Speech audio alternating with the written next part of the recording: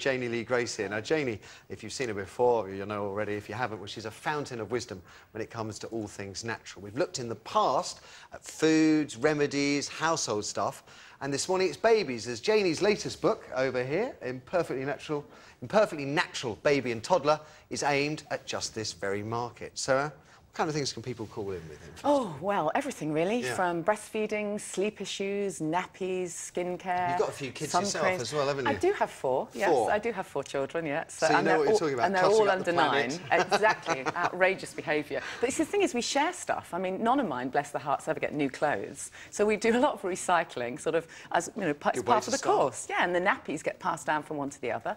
Cloth ones, I assure you. I'm glad I'm not child number 4, I have to say. No. Luckily, I was the eldest in my family. There we go. If you want to speak to Janey today, I mean, she really is. She knows so many great hints and tips and stuff like that. Anything from natural colic remedy, chemical-free nursery cleaner, to the best environmentally friendly toys. Then pick up the phone and give Janey a call now on 0207 173 5555. We've already got calls lined up. I just want to, one question. There's a story in today's papers that certain food additives are linked to kids' behavioural problems. We've heard this before. Yeah. So if mums and dads want to cut additives out of their child's diet, presumably they can start from a very early age. Sure, absolutely. I mean, I don't think this really is news to anyone. It's certainly not rocket science. There is no nutritional value in E numbers and food colourings and all the rest of that stuff, and there's no need for it whatsoever. Start from a really early age. In my book, I just suggest, you know, child-led weaning is the expression, baby-led weaning. Just give the baby what you're eating, unseasoned. There's a lovely product on the table there called Truly Scrumptious, which is frozen, organic baby food, totally organic. So if you can't do the pureeing yourself, is it then expensive? Grab that. No, it's not expensive at all. I mean, obviously it's going to be cheaper to make your own, but if you don't have the time and you're imperfect like I am, that's a really great range. This is the thing to stress, is what your whole sort of thrust is not to be really perfect Absolutely. and holy. It's the fact that, because I'm sitting there thinking, look, it comes in a plastic container. Absolutely. That won't biodigrade yeah. for 500 billion years. Well, I think you'll find it might be slightly better than that, but if you could look just straight a little bit behind that, yeah. You've got a baby pot, so you can get it straight into that.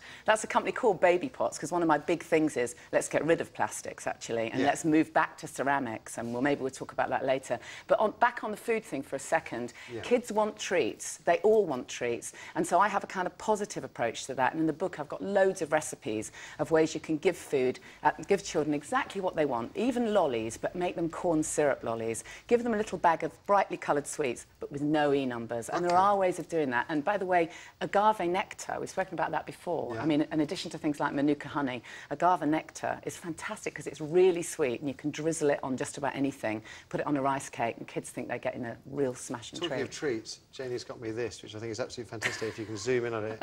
This is, what is this? This is a little booby reminder bracelet. It's a booby reminder bracelet. Yeah, in case, you know, you want some bitty. It doesn't No, fit. it doesn't go on your... It doesn't go on the boob? It doesn't go on the boob. You put it on your wrist. Well, you wouldn't. I mean, in Right. truth, you wouldn't. Your mum would. Your mum would put that on her wrist, right. And then that would remind her which was the next boob you'd need feeding from. Because the truth of the matter is, God, you forget. You women really do have problems, Well, you do. You forget. Once you've dispersed... Not only that, but it also reminds me of my name, Matthew. Well, exactly, you see. If you've got more than one child that's feeding, then you need to remember which boob's for which baby. And you've got, seriously, you've got other necklaces here as well. well. Yeah, made by the same company. It's a woman called Leda Moore who makes these. Right. And they're just gorgeous because there's a whole range of nursing necklaces. Because you know how when you hold a baby, whether they're on the boob or even just being fed from a bottle, they love twiddling and they pull at anything round your neck. And I've lost so many silver chains that way because they've got a real grip. So they love playing with those. One of them jingles as well, so I call them my jingle boobs, and they look really pretty and really fashionable. And